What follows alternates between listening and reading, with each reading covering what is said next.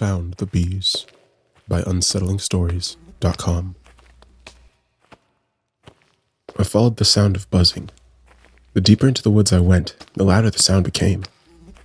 It was dark this far in. There were remnants of structures from industrial era.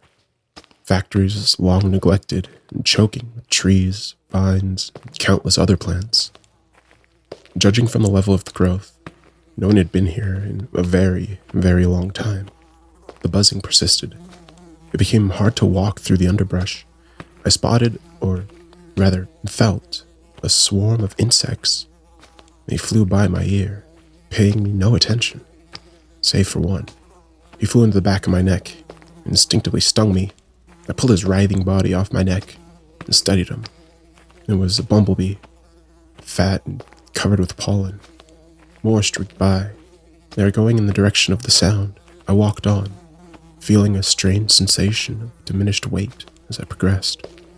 The steps became easier. I could leap through the brush with increasing ease, so long as it was in the direction of the buzzing. My attempts to walk backwards were met with more resistance than I would have considered normal.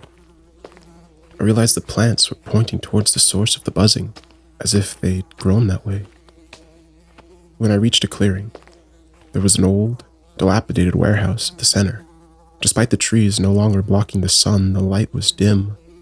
I stared up into the buzzing sky and realized clouds of bees were pouring towards the warehouse. Countless thousands, countless millions, all flying towards the hole in the metal roof. Snowflakes of clumped pollen, likely shed from the bee's body, blew across the clearing and accumulated across the edges of the warehouse. And there was a distinct pull on me now, an undeniable force tugging me towards the structure. I didn't fight it. I reached the warehouse, looked around for an entrance. There were a few, but they were still locked from the inside. Near the back, I found a hole. It was small, but large enough for me to fit through.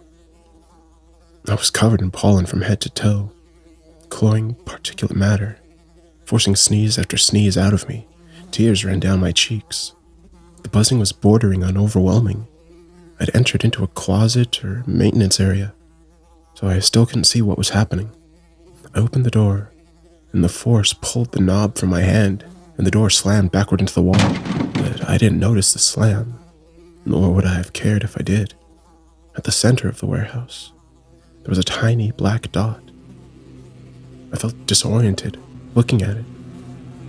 I had to hold the doorframe to keep my footing. The light around it shimmered. The bees poured into it. It was a ceaseless torrent of bees, all disappearing inside.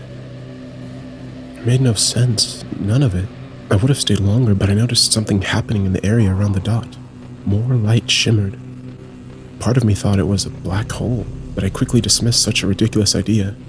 But I couldn't figure it out. Until I did. The light shimmered again, and a colossal, veiny eye opened above the dot. Then the other. A face came into view, showing the dot's nature. A mouth.